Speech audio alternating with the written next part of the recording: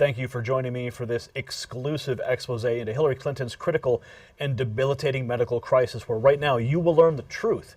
Beyond a shadow of a doubt that Hillary Clinton has Parkinson's disease, you will learn the facts, the symptoms that she is exhibiting from a certified physician who has now gone public with a diagnosis that is being hidden from the public's eye.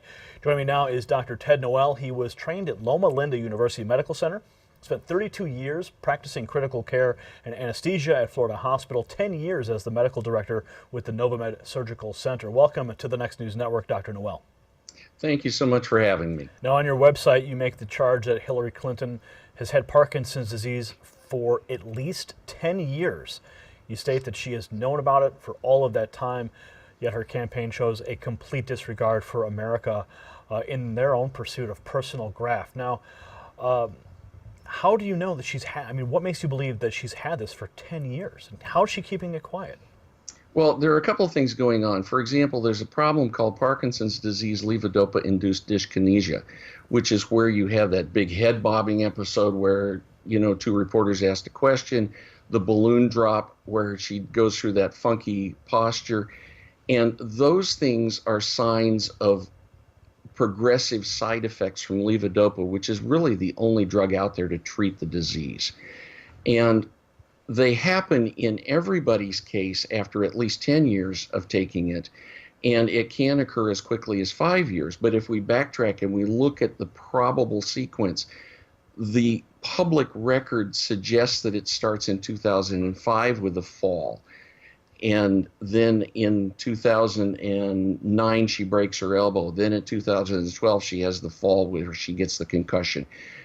If we look at that, we've got 11 years since the first public record event that's reasonably attributed to Parkinson's disease.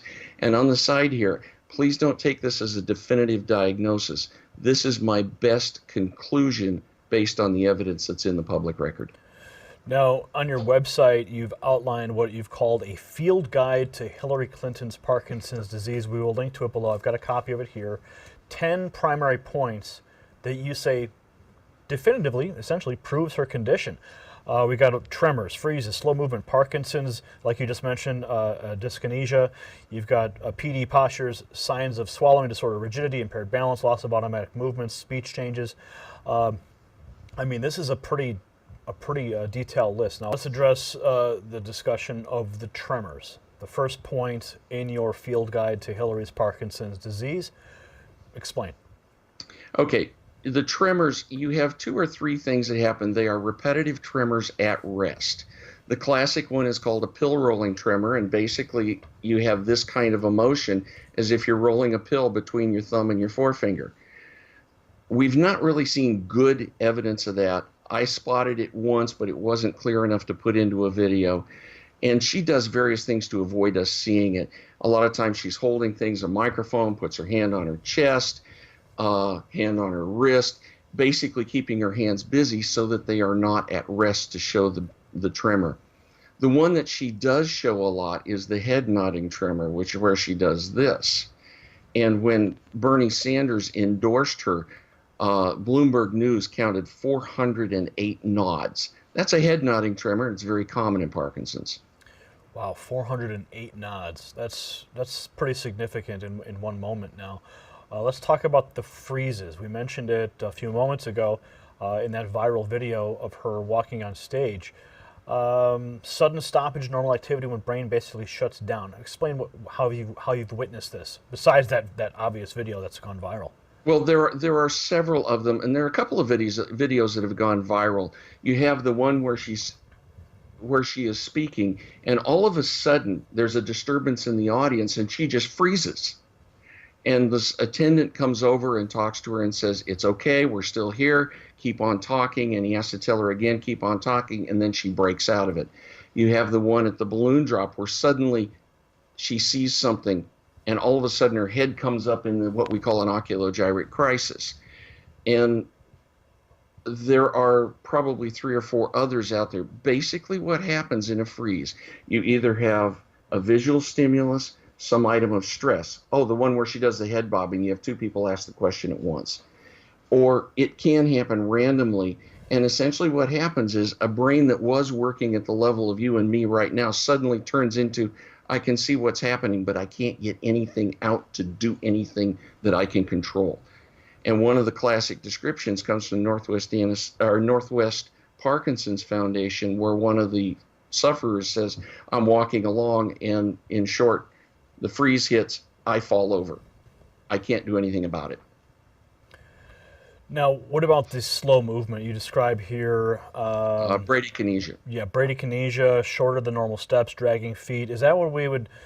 Do you believe that's what we saw in that picture, where she's struggling to get up the stairs? But that's a still picture. You know, from a still photo, you have trouble determining what was actually going on.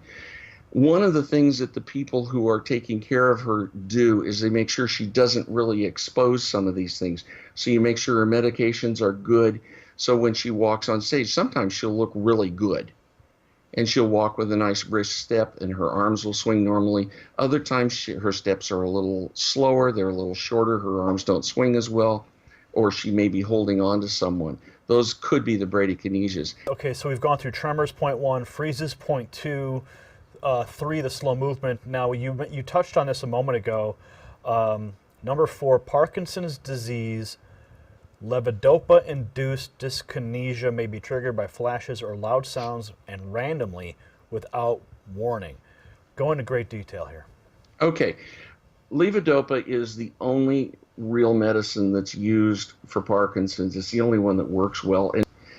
And unfortunately, it has a side effect that at 5 years to 10 years, you start seeing these strange movements. Dyskinesia means bad movement.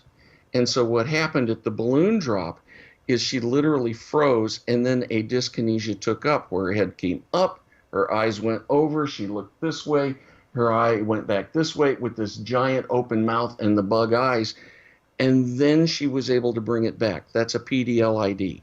On to this next point, PD postures, bug eyes, abnormally wide smile, open mouth, uncomfortable or unnatural hand positions. Where do you see these? The common ones are the bug eyes. Almost every Parkinson sufferer gets it. And if you look at the picture from the balloon drop, you really see them prominent there. Other postures, we talk about the abnormal hand position. The one that she does the most is trying to get her hand into this kind of position. If you look at this is really, it's an uncomfortable, unnatural position. You have the third finger on top of the others, you tuck the little finger under and the thumb under, and she uses this gesturing. And what's happening is, because she's not thinking about her hand, she's thinking about answering a question, she ends up with the Parkinson's taking over, so that you get the abnormal hand position. Now, we've witnessed this next point pretty obviously lately, especially what happened in Cincinnati. It looked like she almost gagged and vomited on the stage. You listed as a swallowing disorder. It almost appears as though in some of the video, when you slow it down, it looks like she's almost spitting something up at the same time. Pretty strange behavior. Explain how this relates to Parkinson's.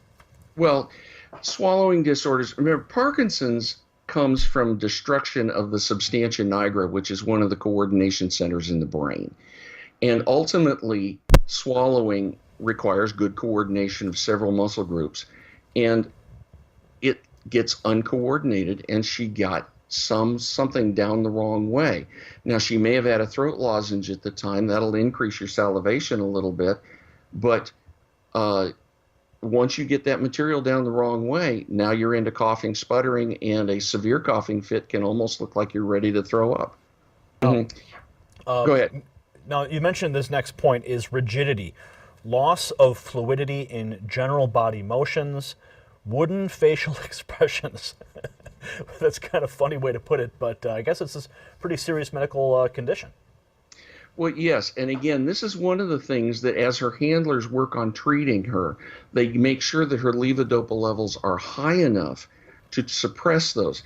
And if you're with good levodopa levels at a moment, and you only have moderate Parkinson's, which is probably where she is, you can be very natural in the way you look.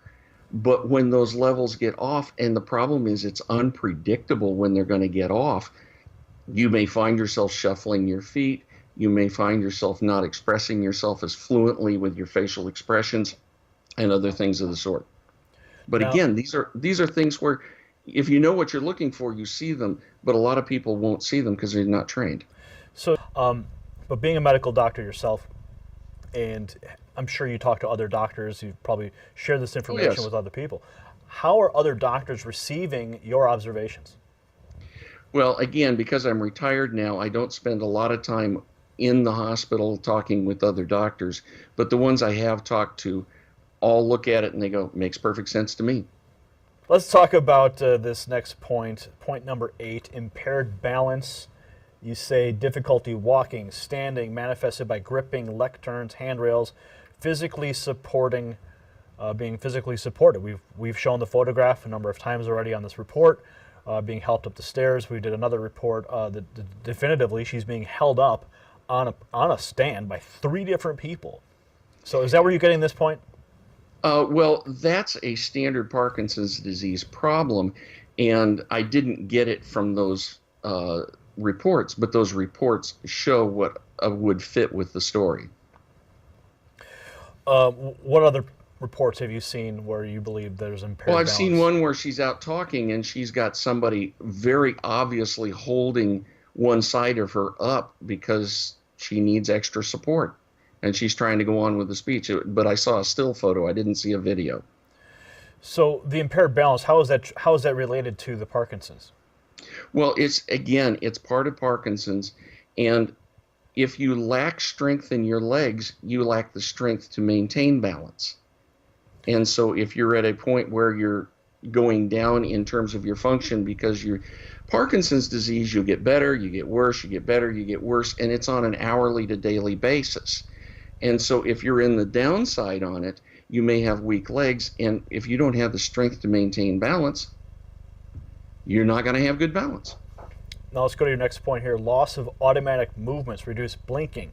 This will create a staring sort of look, a loss of arm swing while walking, persistence of smile beyond socially acceptable limits. Now, we certainly have seen some very strange photographs of her in these very, very bizarre facial expressions, very bizarre smiles.